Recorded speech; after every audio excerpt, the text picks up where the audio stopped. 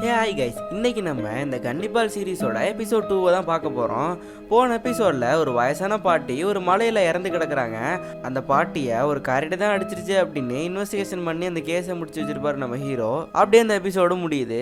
இந்த எபிசோடோட ஸ்டார்டிங் சீன்லேயே நம்ம ஹீரோவும் அவரோட ஒய்ஃபும் அவரோட குழந்தைய ஒரு ஸ்கூலில் ஜாயின் பண்ணுறதுக்காக வந்திருப்பாங்க. அப்போ அங்கே படிக்கிற பசங்க எல்லாருமே நம்ம ஹீரோனோட பொண்ணுகிட்ட ரொம்பவே கைண்டாக நடந்துக்கிற பார்த்துட்டு நம்ம ஹீரோயின் ரொம்பவே சந்தோஷப்படுறாங்க. அப்படியே அவங்க சிரிச்சு சந்தோஷமாக பேசிகிட்டு இருக்காங்க. அப்போ அங்க ஒரு 10-15 பேர் ஒயிட் ட்ரெஸ் போட்டுட்டு அப்படியே ஸ்ட்ரேஞ்சா மெதுவா நடந்து போயிட்டு இருக்காங்க. அது என்ன அப்படின்னு சொல்லி நம்ம ஹீரோவும் கேக்குறாரு. அதுக்கு அந்த ஹெட் மாஸ்டர் அவங்க எல்லாம் கோட்டர்ஸ் ஃபேமிலியை சேர்ந்தவங்க, அவங்க இறுதிச்சடங்கு பண்ணும்போது உடம்பு ஃபுல்லா ஒரு ஒயிட் ட்ரெஸ்ஸால கவர் பண்ணிருப்பாங்க, இப்பயும் அவங்க ஒரு இறுதிச்சடங்குக்காக தான் போயிட்டு இருக்காங்க அப்படின்னு சொல்லிட்டு அந்த ஹெட் மாஸ்டர் சொல்றாரு. அப்படியே கட் பண்ணி அந்த ஃபனரல பண்ணிட்டு இருக்கவங்கள தான் காமிக்கிறாங்க. அதுல ஒரு ஆள் சொல்றாரு, நம்ம மொத்தம் 15 பேர் தானே வந்தோம், இப்போ ஒரு ஆள் எக்ஸ்ட்ரா இருக்கு, எல்லாரும் மாஸ்கா கேட்டுங்க அப்படின்னு சொல்றாரு. அப்போ அங்க உள்ள ஒரு ஆள் மட்டும் மாஸ்கே கேட்டாம நின்றுட்டு இருக்காரு. அப்படியே அவனை எல்லாரும் துரத்த ஆரம்பிக்கிறாங்க. அந்த ஆளும் ஓடுறாரு.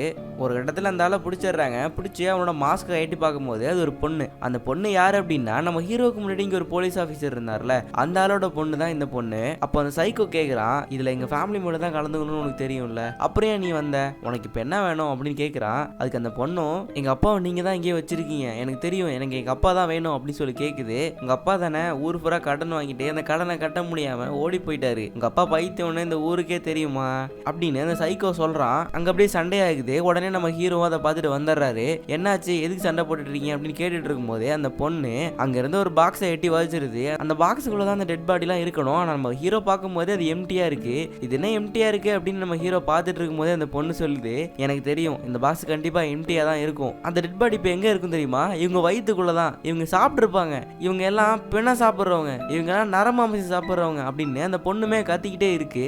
இப்படி மறுபடியும் அங்க கைகளை பாக்குது. இப்போ ஒரு ஆளு நல்லா ஆறடி இருப்பான், அவன் அந்த பொண்ணுகிட்ட சண்டை போட்டுட்டு இருக்க முடிய பிச்சு எரிஞ்சிட்டு அந்த பொண்ணு கிட்ட போறான். அந்த பொண்ணை என்னமோ பண்ண போறான் அப்படின்னு சொல்லிட்டு நமக்கு தெரியுது. அதுக்குள்ள அங்க உள்ள எல்லா ஆளுங்களும் அந்த ஆளை ஸ்டாப் பண்ணி அந்த பொண்ணை நம்ம ஹீரோ கூட அமுச்சு வச்சிடறாங்க. அப்படியே கட் பண்ணி நம்ம ஹீரோவை தான் காமிக்கிறாங்க.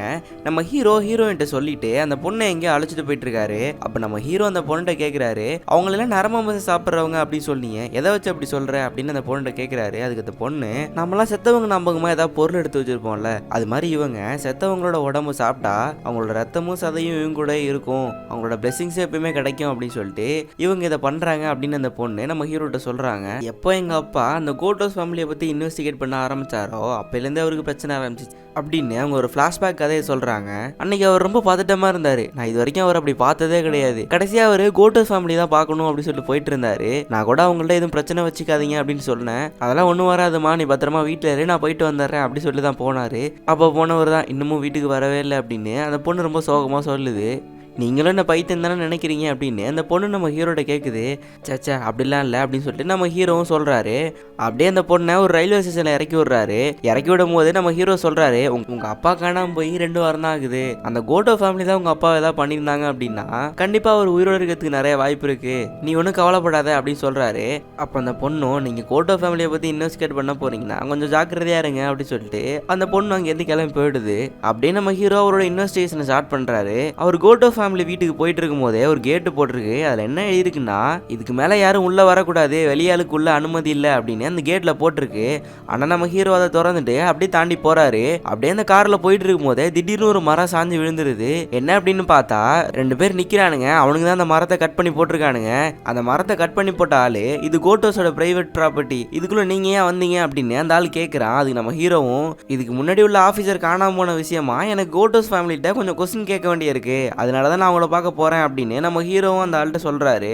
அந்த கதையா அது கேட்டு கேட்டு எனக்கு அழுத்தே போச்சியா அப்படின்னு ஒரு வீடியோ ஃபுட்டேஜ் எடுத்து காமிக்கிறான். ஃபர்ஸ்ட் சீன்ல அந்த போலீஸ் ஆஃபீஸர் கத்திட்டு இருப்பார்ல அந்த வீட்டை பார்த்து, அந்த வீடியோ தான் காட்டுறான். நம்ம ஹீரோவும் அந்த வீடியோவை பார்த்துட்டு இருக்காரு. பாத்தியா, எந்த நார்மல் மனுஷனாச்சும் இப்படி பண்ணுவானா, ஏன்னா அவன் பைத்தியம், அவன் கடன் வாங்கினதுல பைத்தியம் ஆயிட்டான் அப்படின்னு அந்த ஆள் சொல்றாரு. இதுக்கப்புறமும் நீ இந்த இன்வெஸ்டிகேஷனை பண்ணிதான் ஆகணுமான்னு அந்த ஆள் கேட்கும் போது நம்ம ஹீரோ, அதுதான் என் வேலை, நான் அதை பண்ணிதான் ஆகணும் அப்படின்னு அந்த காரை அங்கேயே விட்டுட்டு நடந்து போக ட்ரை பண்றாரு. அப்போ அந்த அந்த ஆளு கையில வச்சிருந்த செயின்ஸாவை வச்சு நம்ம ஹீரோவை லைட்டா பயமுறுத்துறான். நம்ம ஹீரோவும் லைட்டா ஸ்டன் ஆகி நிக்கிறாரு. நான் தான் சொல்றேன்ல, அந்த ஆள் ஒரு பைத்தியம் தான், நீ இதுக்கப்புறமும் போகணும்னு நினைச்சீங்கன்னா போ அப்படின்னு அந்த மரத்தை எல்லாம் வெட்டி கிளியர் பண்ணிட்டு நம்ம ஹீரோவும் அலோவ் பண்றான் போகிறதுக்கு. அப்போ அந்த ஆள் கூட இருந்த இன்னொருத்தன், நீ எதுக்கு அவனை போக விட்ட அப்படின்னு கேட்கிறான். நான் ஒன்னும் போகல, அது அவன் எடுத்த முடிவு அப்படின்னு அந்த ஆள் சொல்றாரு. இங்க அப்படியே கட் பண்ணி நம்ம ஹீரோ தான் காமிக்கிறாங்க. அவங்களோட பொண்ணை ஸ்கூல்ல இருந்து அழைச்சிட்டு வந்துட்டு இருக்காங்க. நம்ம ஹீரோயின் அந்த பொண்ணுகிட்ட கேட்கறாங்க, என்னம்மா ஸ்கூல்லாம் எப்படி இருந்தது அப்படின்னு. அதுக்கு அந்த பொண்ணு எதுவும் சொல்லலைன்னாலும் லைட்டா சிரிச்சிருது. இதுவே நம்ம ஹீரோயினுக்கு ரொம்ப சந்தோஷமா இருக்கு. அப்போ பின்னாடில இருந்து ஒரு லேடி கூப்பிடுறாங்க நம்ம ஹீரோயினை. அந்த லேடியோட பையனும் அதே ஸ்கூல்ல தான் படிச்சிட்டு இருக்காங்க. அப்படியே அவங்க ரெண்டு பேரும் கேஷுவலா பேசிக்கிறாங்க. அப்ப அந்த லேடி சொல்றாங்க, நீங்க அந்த கோட்டர்ஸ் ஃபேமிலி கூட ரொம்ப க்ளோஸா இருக்கீங்க போல அப்படின்னு. இல்லையே, நாங்க மத்த வில்லேஜஸ் மாதிரி தான் அவங்க கூடயும் பேசிட்டு இருக்கோம் அப்படின்னு நம்ம ஹீரோயின் சொல்றாங்க. இல்ல, உங்க ஹஸ்பண்ட் அவங்க கூட ட்ரிங்கிங் பார்ட்டிக்கெல்லாம் போயிருக்காரு அப்படின்னு சொல்லி தான் கேட்டேன். நீங்க எதுக்கும் அவங்க கூட கொஞ்சம் ஜாக்கிரதையா இருங்க, அவங்க நார்மல் பீப்புள் கிடையாது அப்படின்னு அந்த லேடியும் சொல்றாங்க. அப்படியே அவங்க போற வழியில பிரிஞ்சு போறாங்க. போறப்ப கூட ஜாக்கிரதையா இருங்க அப்படின்னு சொல்லிட்டு தான் போறாங்க. இது நம்ம ஹீரோயினுக்கு கொஞ்சம் ஸ்ட்ரேஞ்சாவே தெரியுது. அப்படியே கட் பண்ணி நம்ம ஹீரோவை தான் காமிக்கிறாங்க. நம்ம ஹீரோ அந்த கோட்டோஸோட ஃபேமிலி இருக்கிற அந்த வீட்டுக்கு வந்துடுறாரு. இதே வீடு தான் ஃபர்ஸ்ட் சீன்ல ஒரு போலீஸ் ஆஃபீஸர் ஒரு வீட்டுக்குள்ள போய் கத்திட்டு இருப்பார்ல, அதே வீடு தான் இந்த வீடும். அப்படியே நம்ம ஹீரோ அங்க போயிட்டு கதவு தட்டுறாரு. ஆனா யாருமே கதவு திறக்க மாதிரி தெரியல. அப்ப மேலே இருந்து ஒருத்தங்க கேமரா வச்சு ஷூட் பண்றது மட்டும் தெரியுது. நம்ம ஹீரோ என்ன பேசினாலும் அந்த ஆளு ரிப்ளை மட்டும் எதுவுமே பண்ணவே மாட்டேங்கிறாரு. அப்படியே நம்ம ஹீரோ அங்க பேசிக்கிட்டே இருக்க அந்த ஃபனரல் பண்ணிட்டு இருந்தாங்கல்ல ஒரு குரூப், அதுல ஒரு 3 பேர் நம்ம ஹீரோவை பார்த்துட்டு வராங்க. இதுக்கு முந்தின சீன்ல மரத்தை விட்டு நம்ம ஹீரோ காரை வழி மலிச்சிருப்பான்ல ஒரு ஆளு, அவன் தான் இவங்களுக்கு இன்ஃபார்ம் பண்ணி இங்க வர வச்சிடறான். ஆனா அவங்க நம்ம ஹீரோக்கு ஆன்சர் பண்றதுக்கு பதிலா நம்ம ஹீரோ அங்க இருந்து போக வைக்கிறதுலே குறியா இருக்காங்க.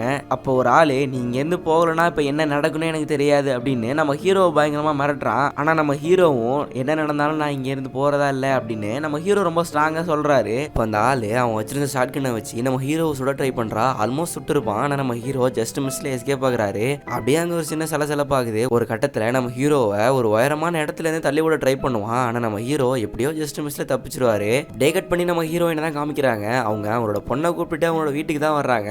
வந்து பார்த்தா அந்த சைக்கோவும் அவனோட கேங்கும் அவங்களோட வீட்டில் உட்காந்துருக்காங்க. என்னங்க என்னாச்சு அப்படி சொல்லிட்டு நம்ம ஹீரோ அவ்வளவு கொஸ்டின் கேட்கறாங்க. ஆனா யாருமே பதில் சொல்ற மாதிரி தெரியல.